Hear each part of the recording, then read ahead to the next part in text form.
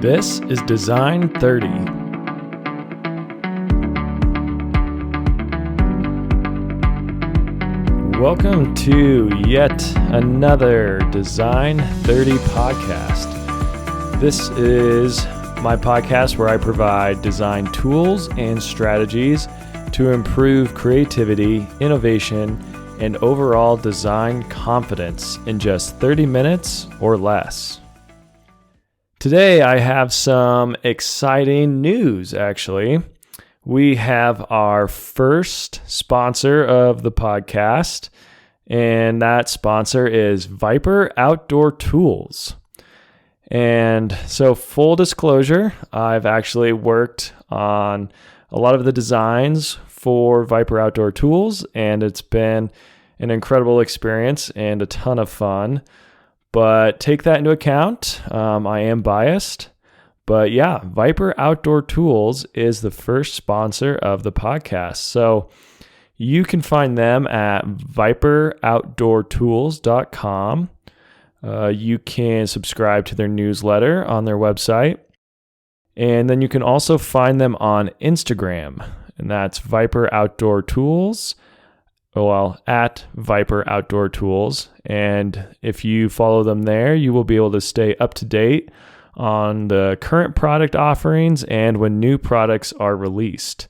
As of now, there is a camping trowel that is ready for purchase. And then you can also pre-order some other products. So make sure to go to their website and check that out. All right, now let's dive into today's episode. To start, I want you to think about your favorite products, whether that's a phone, a car, maybe it's a chair or a pen, or even something as simple as a blender. What is it about this product that makes you like it? Is it how the product feels in your hand? Is it how easy it is to use? Is it the comfort that you feel either when you sit in the chair or you sit in the front seat? Is it the overall style of the product? Is it the way it looks in your driveway? Or perhaps it's the way it looks as it sits in your kitchen or in your room. Often it can be fairly difficult to put into words why we love any specific product. Something that can help us understand this relationship, though, with the products in our lives is what is called the Aesthetic-Usability Effect. And in research, you may see this referred to as apparent usability versus inherent usability. But as of late, I've seen quite a few people talking about it as the aesthetic usability effect. So what does this actually mean? What is this effect? Well, in short, I would summarize it as we assume the best about things that look good. And that's probably an oversimplification, but I think it is fairly accurate. If you look at a more probably more professional definition, I have one I pulled from my book. I've referenced it a few times before, called it's Universal Principles of Design by William Lidwell. And in that book, it's described as aesthetic designs are perceived as easier to use than less aesthetic designs. And so that's also a fairly simple definition, but essentially what they're saying is when a product looks good to us, we assume we'll be able to understand its use and understand how to use it better. Overall, there's a certain likability that humans have for products that look good. It's a somewhat inherent interaction with the product, and it immediately creates a more positive attitude towards that product. As the user, it tends to put you more at ease. It puts you in a mental space where you're more forgiving of the actual problems that the product may have. And this is primarily a product of you being in a better, or having a better attitude, simply based on the look of the product and how that makes you feel about it. And when you're feeling at ease with the product, you are typically less stressed. And this improves your ability to be creative and your overall willingness to problem solve. And so when you do run into issues with that product, you're in a lot better mental space to actually approach those issues with creativity and a willingness to work through them. However, on the other hand, when you have a product with poor aesthetics, it can lead to some fairly bad consequences. So as this principle implies, something with good aesthetics creates benefits for your product. So as you would guess, something with bad or poor aesthetics is going to lead to some poor outcomes for you.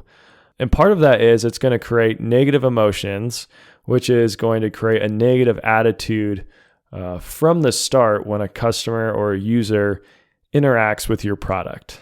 There's a presumption that it's probably going to be a little bit more difficult to understand. It's going to be more difficult to use. This might slightly raise someone's stress or tension when they're interacting with the product. And that right there is setting them up to be less creative and less open to problem solving if they do end up running into any sort of issues with your product. And this leads to another quote from the Universal Principles of Design that I wanted to bring up in this episode.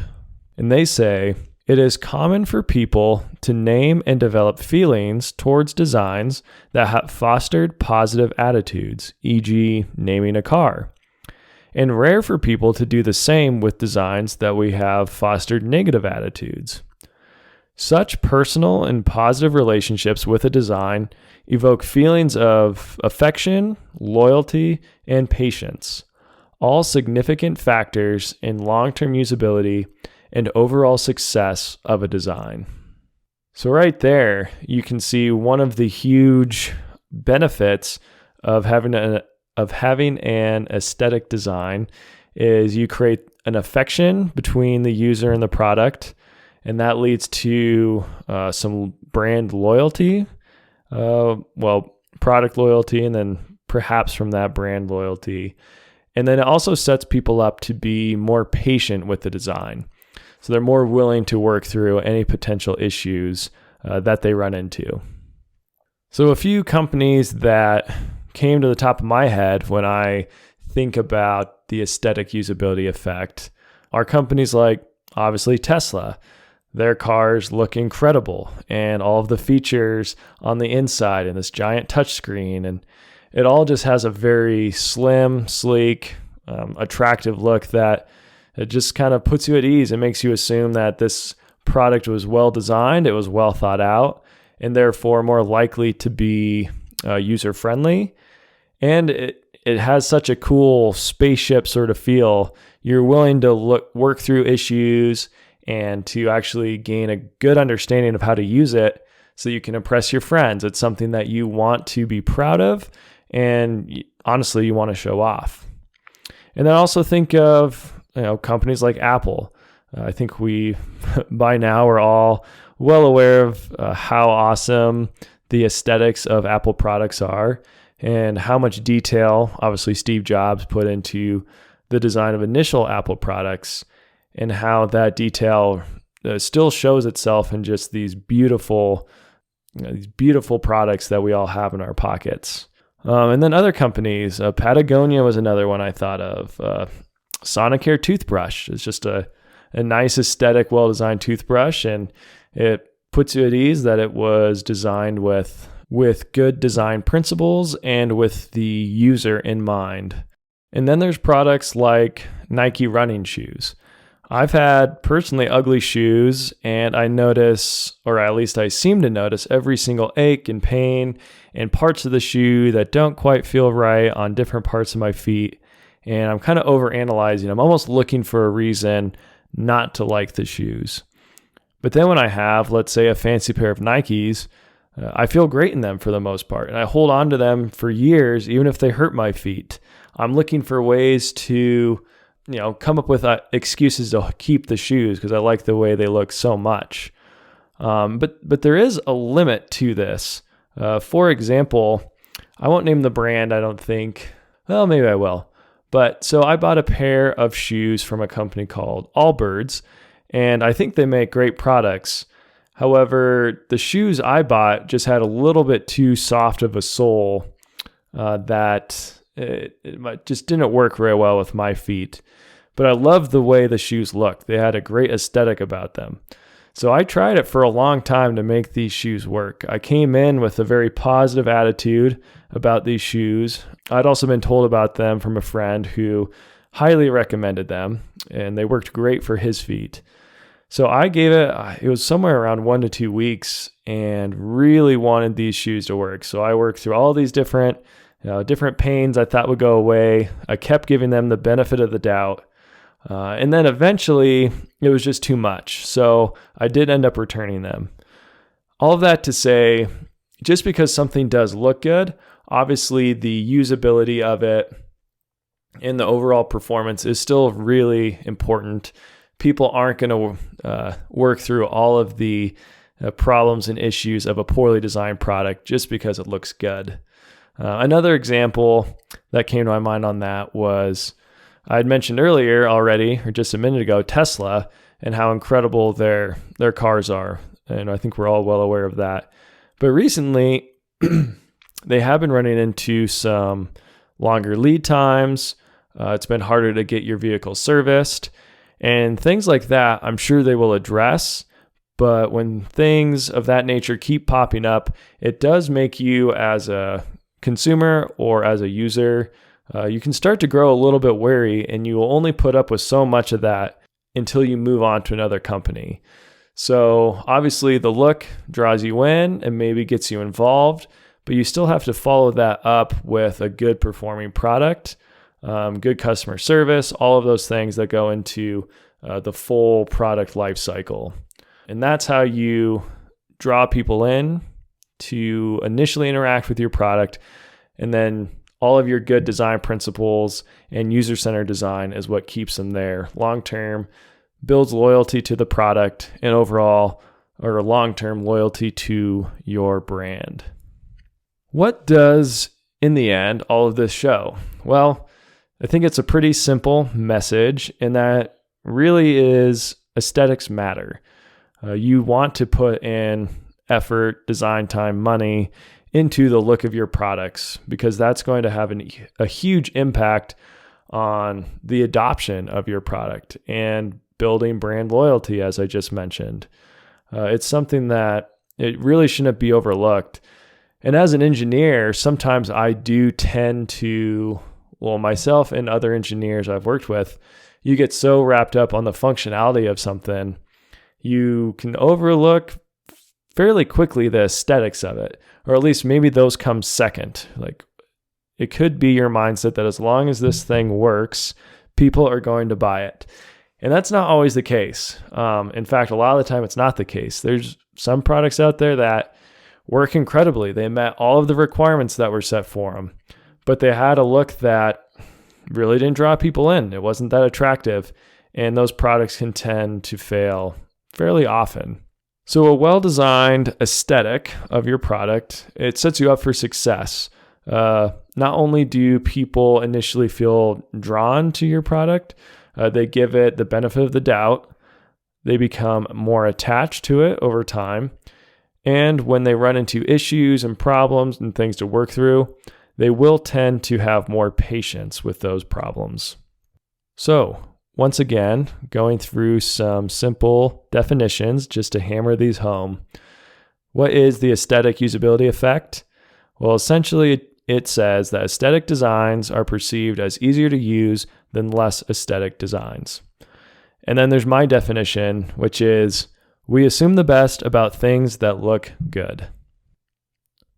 Now, what is the Design30 Discipline for this episode in relation to the aesthetic usability effect? Well, I'm keeping it pretty simple on this one.